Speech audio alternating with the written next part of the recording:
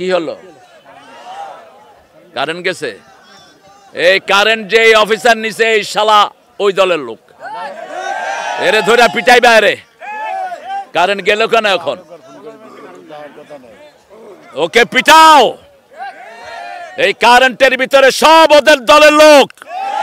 কারণ হলো আমরা 2 বছর বিল দিয়েছি, একটা বিলও জমা হয় নাই, সব বিল ওদের পেটে গিয়েছে। ঠিক তবে ঠিক 2 মাস কারেন্টের বিল আমরা না দিলে আমাদের লাইন কি হয়? কাটা যায়। 2 বছরের বিল গেল কোথায়? রাস্তা থেকে লুট করা হয়েছে 51,000 কোটি টাকা। গরিব মানুষ ভ্যান চালায়, রাস্তার পাশে পাশে জিনিস বিক্রি করে। তবে আমরা এক আল্লাহর উপর আমরা ভরসা করেছি, এজন্য আমাদেরকে সুখে রেখেছেন কে? অন্তত একটা শান্তি তো আছে, পুলিশের আর কদম বসি করতে হয় না। হায় রে পুলিশের অত্যাচার! আপনাদের এখানে অবশ্য হয়নি, আপনারা ভালো ছিলেন। পুলিশকে মনে হতো ওনারাই মন্ত্রী, ওনারাই মন্ত্রী। ফাজেল মাদ্রাসার প্রিন্সিপালকে কনস্টেবল গালি দিয়ে কথা বলতো, কোন ইজ্জত নাই। ওই হুজুর কই যাস? হুজুর বলছে আমি একটা কামেল মাদ্রাসার মুহাদ্দিস। কত তোর মুহাদ্দিস, তুই যাস কই? যারা জুলুম করবে তাদেরকে ধরবেন কে? আমরা জুলুম করব না। ওদের দলে যারা নামাজি, যারা তওবা করেছো, বুকে নেব আমরা। ঠিক না বেঠিক?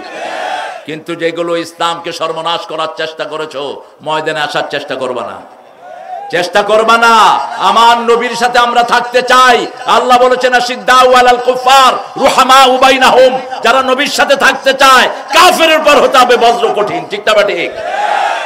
আবু বকর রাদিয়াল্লাহু আনহু বদরের ময়দানে গেলেন। ওনার অনেক আত্মীয় স্বজন ওনাকে বললেন, আবু বকর আপনাকে বহুবার তলোয়ার সামনে পেয়েছি, আমরা কিছু করি নাই।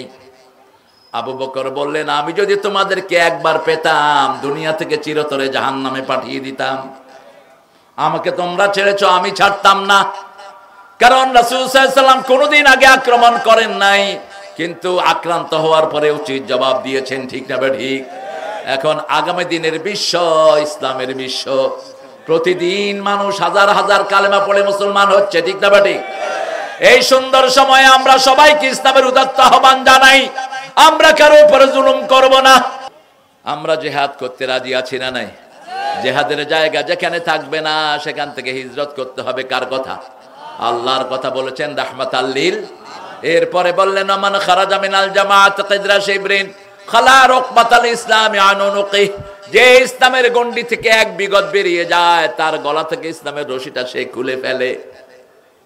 ওমান দাআ বিদাওয়াল জাহিলিয়া হুয়া মিন জুশা জাহান্নাম।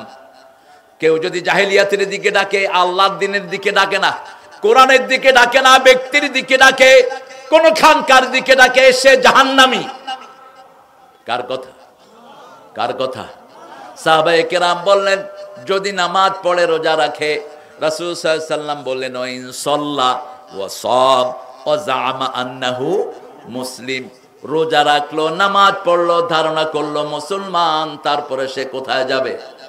জাহান্নামে। কারণ তার দাওয়াত আল্লাহর দাওয়াত ছিল না। এখন আল্লাহর দাওয়াতে কি নেয়ামত! আল্লাহ বলছেন যারা আমি রবকে রব মেনে আমার দিনের দিকে দাওয়াত দেয়, আমি আল্লাহ নিজে তাদের জন্য ফেরেশতা নাজিল করব। তোমাকে যে অ্যারেস্ট করেছে, মারছে? মারে নাই তো, শরীর এত মোটা হয়েছে কেন? পিটাইলে কিন্তু শরীর মোটা হয়ে যায়। জাতীয় কবি নজরুল জেলখানায় গিয়েছে বহুবার। আল্লাহ তার কপাল ভালো রেখেছে, এই সরকার থাকলেও অনেকবার নিত। ঠাকুর ছিল ইংরেজের পা চাটা, আর নজরুল ছিল বিদ্রোহী। নজরুল বলতেন আল্লাহ আমার প্রভু আমার নাহি নাহি ভয়, আমার নবী মোহাম্মদ যাহার তারিফ জগতময়। আমার কিসের শঙ্কা, কোরআন আমার ডঙ্কা, ইসলাম আমার ধর্ম, মুসলিম আমার পরিচয়।